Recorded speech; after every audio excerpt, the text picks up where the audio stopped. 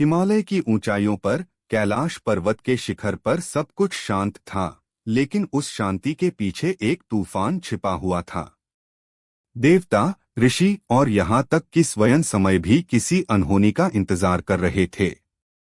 एक दिन अचानक ब्रह्मांड में एक विचित्र घटना हुई। एक ऋषि, जिनका नाम था अघोरनाथ, वर्षों की कठोर तपस्या के बाद भगवान शिव के सामने प्रकट हुए। उनकी आंखों में क्रोध था और आवाज में कंपी। हे महादेव, आपने मेरी तपस्या को अनदेखा किया, अब आपको इसका परिणाम भुगतना होगा। सभी देवता चौंक गए। किसी ने आज तक शिव को इस तरह श्राप देने की हिम्मत नहीं की थी। शिव मुस्कुराए, शांत, निर्विकार, ऋषि, तुम्हारा क्रोध तुम्हें अंधा कर रहा है। लेकिन अघोरनाथ रुके नहीं। मैं आपको श्राप देता हूँ कि आप अपने दिव्य स्वरूप को खोकर एक साधारण इंसान बन जाएंगे और तब तक मुक्त नहीं होंगे जब तक आप अपने ही अस्तित्व को पहचान न लें। क्षण भर में आकाश कांप उठा, देवताओं की सांसें थम गईं और अचानक महादेव की आंखें बंद हो गईं। कुछ ही पलों बाद एक छोटे से गांव में एक बच्चा जन्म लेता है। उसका नाम रखा जाता है शिवा। उसे कुछ भी याद नहीं, ना कैलाश, ना त्रिशूल, ना उसका असली स्वरूप। वो एक आम इंसान की तरह बड़ा होने लगता है, लेकिन उसके साथ कुछ अजीब होता है। जब भी वो गुस्से में आता, आसपास की चीजें अपने आप हिलने लगती। जब वो दुखी होता, आसमान में बादल छा जाते। गांव वाले डरने लगे, ये बच्चा सामान्य नहीं है। शिवा जैसे जैसे बड़ा होता है, उसे अजीब सपने आने लगते हैं।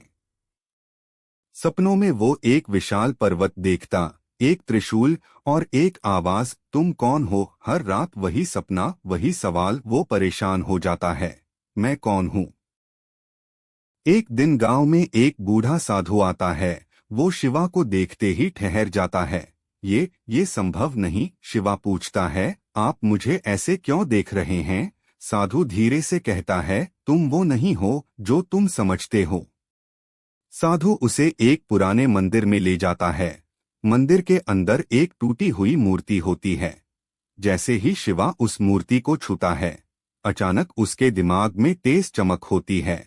उसे कुछ याद आता है, एक पर्वत, एक श्राप और एक आवाज, तुम्हें खुद को पहचानना होगा। शिवा घबरा जाता है, ये सब क्या है? साधु कहता है, तुम एक साधारण इंसान नहीं हो, लेकिन जब तक तुम खुद इसे नहीं समझोगे तब तक सच्चाई अधूरी रहेगी। अब शिवा अपनी सच्चाई जानने के लिए यात्रा पर निकलता है। जंगलों से गुजरता है, पहाड़ों को पार करता है। हर जगह उसे अजीब संकेत मिलते हैं। कभी कोई आवाज उसे बुलाती है, कभी कोई छाया उसका पीछा करती है।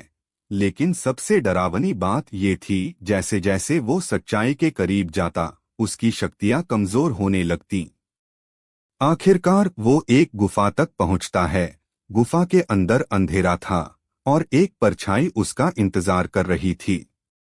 तुम आखिर आ ही गए, शिवा पूछता है, तुम कौन हो? वो परछाई हंसती है, मैं तुम ही हूँ। अचानक वो परछाई उसका ही रूप ले लेती है, लेकिन आंखें लाल थीं और चेहरा भयावह। तुम अपनी सच्चाई से भागते रहे, लेकिन असली तुम मैं हूँ। शिवा घबरा जाता है, नहीं, मैं ऐसा नहीं हूँ। परछाई चिल्लाती है, जब तक तुम अपने अंधकार को स्वीकार नहीं करोगे, तुम कभी पूर्ण नहीं हो पाओगे। अब शिवा समझता है, उसका असली दुश्मन कोई और नहीं बल्कि वो खुद है। वो अपनी आंखें बंद करता है और अपने अंदर झांकता है। क्रोध, शक्ति, विनाश और शांति, सब कुछ एक साथ। वो धीरे से कहता है, मैं तुमसे भाग नहीं रहा, मैं तुम्हें स्वीकार करता हूँ। अचानक गुफा कांप उठती है, परछाई गायब हो जाती है और एक तेज प्रकाश फैल जाता है। शिवा की आंखें खुलती हैं। अब वो शिवा नहीं, वो फिर से महादेव बन चुका था। त्रिशूल उसके हाथ में प्रकट होता है और उसकी आवाज गूंजती है, जो खुद को जीत ले वही सच्चा ईश्वर है। उसी समय अघोरनाथ प्रकट होते हैं। उनकी आंखों में अब क्रोध नहीं, बल्कि शांति थी। हे महादेव, आपने परीक्षा पूरी कर ली। शिव मुस्कुराते हैं। यह श्राप नहीं था, यह एक सीख थी। सभी देवता प्रकट होते हैं, लेकिन महादेव की आंखों में अब कुछ अलग था, एक गहरी शांति और एक रहस्य। वो धीरे से कहते हैं, हर इंसान के अंदर मैं हूं और हर इंसान को अपनी सच्चाई खुद खोजनी होगी। इतना कहकर वो फिर से ध्यान में लीन हो जाते हैं। लेकिन कहानी यहीं खत्म नहीं होती, क्योंकि आज भी कहीं न कहीं कोई शिवा अपने असली रूप को खोज रहा है।